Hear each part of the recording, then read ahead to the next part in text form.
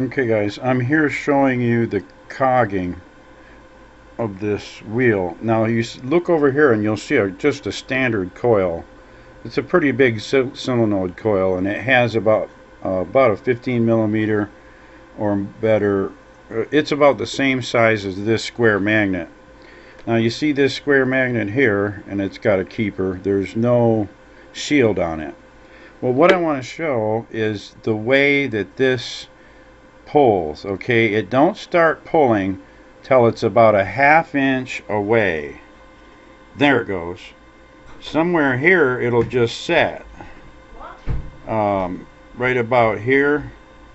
Let's see, that's about an inch, and it'll just sit there. So you got to bring it in and to about 3/4 there. You can't see it very good, but I'm just telling you. And then boom. Okay, now over here on this side, what we want to do on this side is, I got shadows here, don't I? Let's see if I can turn this. Okay, what we want to do on this side is to put two different magnets over here. What we're trying to do is cancel this side and this side. So this side attracts. To cancel this side, we need a repulsion magnet. So I have one here. I just turn it around. You see the magnet with the keeper. I got a little tape on it, so if it bangs to something, it doesn't chip, right? And I've got it. I got it over here, and it's pushing. You can see it move it. See it move it? It moves it, but I'm pushing hard. So now let's pull this over here. Let's see where this actually affects anything. So now I got the magnet 3 inches away, or 4. Now I'll keep pulling it. Now watch. I'm at like 1.5 inches there. You see it move? That's 2 inch, maybe 1.5 inches or 2, right in there. It starts pulling the same. So that's not fair. That's not a fair. Now what I need is a smaller magnet maybe here, and I'm just trying to run through possible scenarios for cancellation. I'm a beginner. I did some Mad Mac cancellation, which is just magnet to magnet, but this is magnet to core. That's a core magnet, and over here it's magnet to magnet, right? So I'm making video to show you how far away. So that's a good gonna be something like 2 inches. It's pushing it right there. That's 2 inches. It's pushing it away, and then it locks in over here. Okay, so what the object is to push this in hard until it, see it push that other one out over there, push, and so you want to get them perfect together. Now what I found out was that I could take another magnet like that one, and you'll see it here. See it? Now watch, I'll let go with my finger. That's a shield. That's another square magnet with a shield around it. Now watch when I let go. It really goes fast. See it go in there? I mean, that thing is in there. I'm forcing it in and out either way. That is hard to move. Say about, I don't know, 20 pounds anyway. And it's just got a cover on it. A thin metal cover on it. Now watch what happens when I bring a shielded magnet in to it. Okay, now I'm bringing my shielded magnet in, and I'm already at 1 inch, not 2 inch, and it's not moving. I'm starting to move at about 1 inch or less, so that helps. The shield helps there. But if I had an even smaller magnet, that would probably be the best. So I got another one. I got some more smaller magnets. Well, what I want to do is I want to perform complete cancellation, and I can't do that with magnet to magnet, because the field magnets, I should say the field of the magnet could be this big. It could be that big around. here, and then the one on this magnet could be that big around, and so they will affect each other a long ways away, see? And on a core, there is no field. There's only one magnet with one field around it, and so you got twice as much field over here because you have two magnets. So what we want to do is control the peripheral or the side-to-side magnetic flux so that it can get closer to the magnet, so that this side attracts evenly with this side repulsing. That's not so easy to do. And if I had a if you listen, you'll hear it pound. Hear that pounding? And that's not so bad. That pounding is not so bad.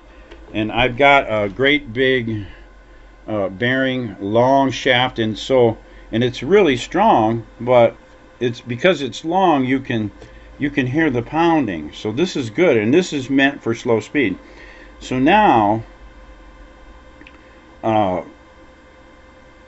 what I want to say is that when I've hooked up my other magnet over here, this regular magnet with a shield on it, just like these ones on the rotor with no shield, when I put that here and then spun it, there's all kinds of pressure and disturbance because the fields are not equal. So I've created a much stronger imbalance, which translates into a lot of physical stress on this bearing shaft. And you can hear it pounding when you get it that way. Now here I'll show you again. Maybe you can hear it, maybe you can't. You probably can't hear it. So what I'm going to do is I'm going to put like a feather down from here, and you'll see it jiggle, or something to show you all the vibration and jiggling, because I can feel it. It's bad. There is no cancellation. That's what I want to say properly.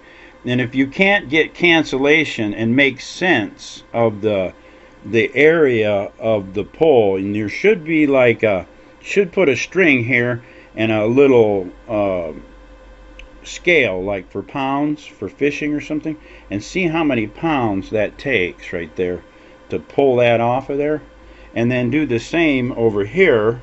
Is what Mad Mac taught us. So that now I'll try to move this up a little and see if we can get cancellation, and you'll see the wheel move. See it move? So now it's better. It's a lot better. And I'll spin it up with one hand.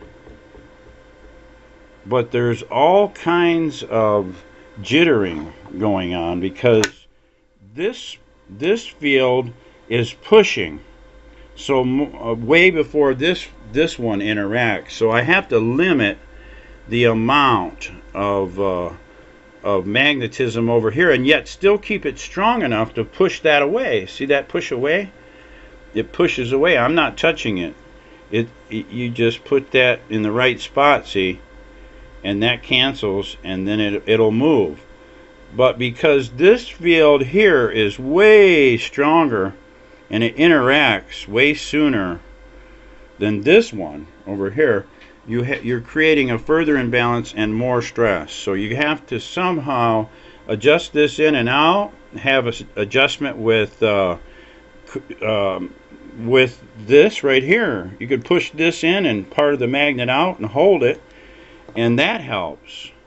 That helps sometimes. It'll push right out the back because I don't have it fastened in. And by the way, if I were to put these in here, in this big plastic thick piece, just drill a hole, a square hole, and push it in, as it turns, the centrifugal force holds down on the magnet, it holds in on the magnet. So the glue is not all that would be holding it, or the high temperature epoxy for standard magnetomagnets. And you can see that this is strong. I can't push that out of there hardly. that's strong in there. So the magnetism is also holding it in. And a little bit, rough up your surfaces. On the inside of this is already roughed up and clean. They say sandblast them. And make sure you get a scratched surface before you use the right epoxy. And once you get that in there, you'll never get it out again. And so be sure you want it that way. But what I want to say is that centrifugal force, if this is drilled into that thick piece of plastic and it comes out on each side, when it spins at high speeds, the centrifugal force pushes outward. And that's what holds the magnet in. The many gravities from the RPM, or the centrifugal force, that holds that magnet in too. So there are more forces at play in holding a magnet than you might think, and depending on the way you mechanically set it up. But you can see this is my experiment here, and there it is. It's very close. See that there? I push it away real easy. It goes right away easy. But the problem is that this field interacts at like 3/4 of an inch to the magnet, because there's not a magnet there, on that side. It's a core, and this side has 2 magnets. So I noticed that other people were using smaller magnets out here, or you can use shielded. Now another thing that needs to be done is these need shields on them.